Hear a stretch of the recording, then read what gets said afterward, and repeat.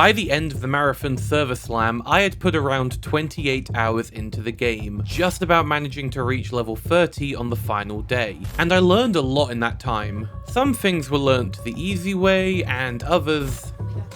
Oh shit, there's so many of them. The hard way. But now, days before we get our hands on the full game, here's a few tips that I wish I knew before I started playing. The first tip is simple, which is to bring a balance to loadout. Obviously, bring enough gear to survive your run, but don't overpack. After all, you'll want some space for the loot you find too. Many things like cores, implants, and weapons are somewhat common around each map, so don't worry about bringing too many of your own if it's just a simple scavenging run. As long as you've got at least one weapon, enough ammo, and consumables for a few engagements, and maybe a shield, you should be fine in the majority of runs.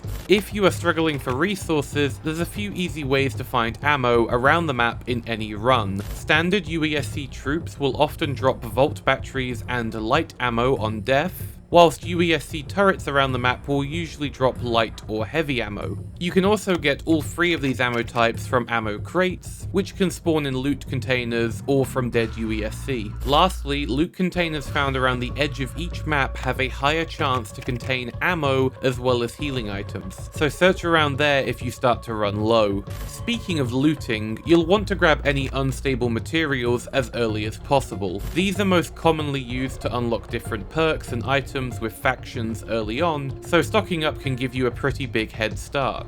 You'll want to do the same for most materials across the game, but starting with these first means you can worry about them less later. You can also track these materials in your inventory, which will highlight them when looting, and highlight POIs on the map where they can be found. Don't underestimate factions. Leveling up certain ones can provide different items and passive bonuses, which can be a huge help. Syac offers improvements to general gameplay. By leveling them up, you can increase your vault and wallet space, improve heat management, increase looting speed, and reduce fall damage. New Cal provides upgrades and items based around healing and consumables. You can reduce the time it takes to use consumables, or for negative stasis effects to wear off. And you can also get access to great items like shields, self-revives, and mechanic kits. The Traxxas upgrades are all about combat. Upgrading them will offer a lot of weapons and mods to help you build your loadout. Mida offers upgrades based around equipment like grenades and ammo boxes. They also have upgrades that improve mobility, as well as cardio kicks and antivirus packs, which are a must-have for lockdowns. Arachne is similar to Traxxas, offering different weapons and mods. But they also have upgrades that will improve melee damage, finishes, and revive speed, making them essential for PvP players. Lastly, Sekiguchi provides different cores for your runner, alongside upgrades that improve the bleed out time or ability regen. Purchasing upgrades for each faction will also progress the bar at the bottom of their upgrade tree. These are capstones and provide additional benefits like increased reputation gains, better contract rewards, or even passive upgrades like disarming claymores or passive healing after revives. These capstones are also the only way to upgrade Rook, allowing you to enter runs with better equipment and weapons. Across all factions, you can also unlock the ability to barter for items. Instead of using credits to buy items, you can trade materials, which can save you a ton of money on simple items and ammo in the late game. Each map has environmental hazards that are important to recognize, both so you can know how to avoid them, but also so you can use them to your advantage. Obviously, there's plenty of AI enemies like UESC troops, drones, and sentries, as well as ticks and tick nests, but those are pretty well known, so I'm not going to say too much about them in this video. Flocks of birds can be found around the map and will fly away when alerted by players. This can make a lot of noise, which can give away your position, but by setting up nearby, you can also use them as an alarm to tell you when other teams are approaching you. Barrels can be found across all maps. When shot, these will deal a ton of damage to anything nearby, so try to keep away from them during gunfights. Oh, I knocked him into a barrel and then blew up the barrel! He's dead, he's dead! Lastly, there's toxic mushrooms. These will detonate when shot or approached, filling the nearby area with toxic fumes. If you're not prepared, these can easily eat away large chunks of your health in no time via the toxin debuff. New caloric upgrades can reduce the impact this toxin has on you, but you can also consume a mechanics kit to clear the effect entirely. At launch, there will be 4 maps available, however, only 2 were playable during the server slam, which were Perimeter and Dire Marsh.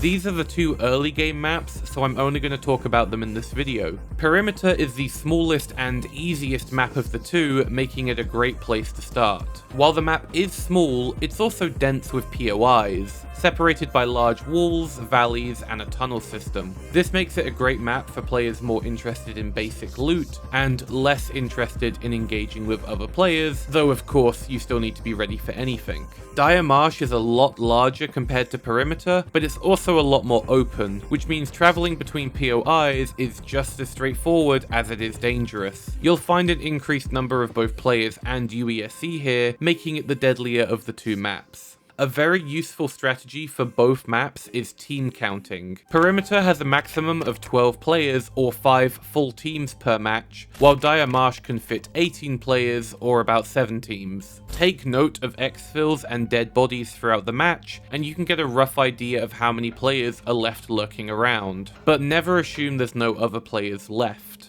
It's possible for teammates to get left behind after an exfil, or for Rook players to join later into the match. This is a strategy that should be used to calculate risk, not safety. As you explore these maps, you'll build up heat from different actions, including sprinting, jumping, or melee. This acts as Marathon's equivalent of a stamina system, causing you to slow down when maxed out. Unlike a stamina system, however, the heat system has certain ways you can cool down faster. Crouching is a simple way to reduce heat faster, allowing you to get moving again quickly. Certain aspects of the environment can also reduce heat, like being in rain or standing in bodies of water. The knife is an underrated tool at your disposal.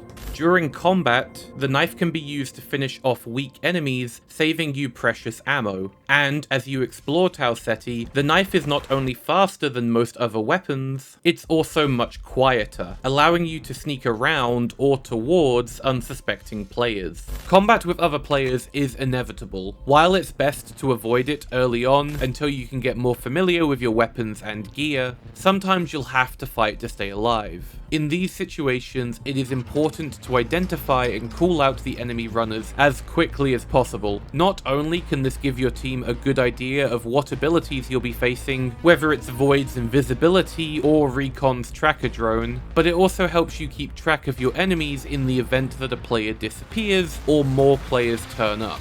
Information is a tool, use it. The last tip is pretty simple, and that's don't underestimate the usefulness of smoke grenades. These are a great way to obscure your actions from enemy players, allowing you to reposition or retreat in combat. And they can be used to escape the UESC, as they will lose aggro on any players enshrouded in smoke.